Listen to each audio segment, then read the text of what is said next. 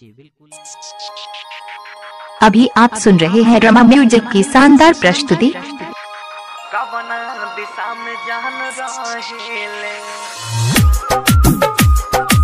DJ आशीष Harinagar, DJ मिठू, राजा पटसोनी, Shiv Manmohan recording studio Delhi.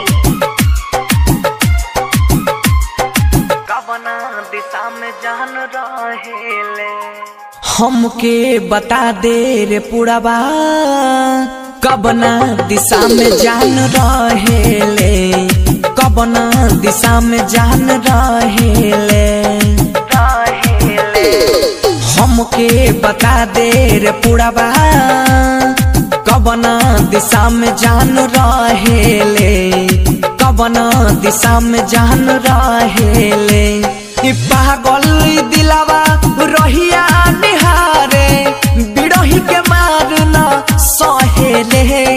हमके बता दे रे पुरबा, कवना दिशा में जान रहेले, कवना दिशा में जान रहेले। डीजे मिठू, अभी आप सुन रहे हैं रमा म्यूजिक की शानदार प्रस्तुति।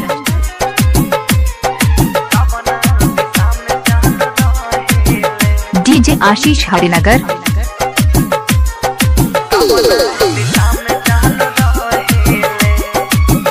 हाँ रोता दिलवाई जो हटा अखियाई, तोहरे सूरतिया ये जान हो, तोहरे सूरतिया ये जान। हाँ रोता दिलवाई जो हटा अखियाई, तोहरे सूरतिया ये जान हो।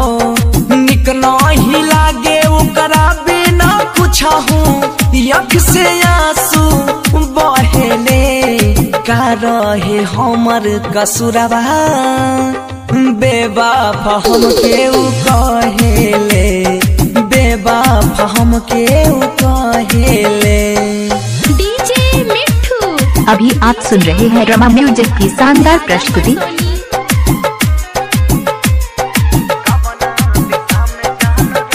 डीजे आशीष हरिनगर,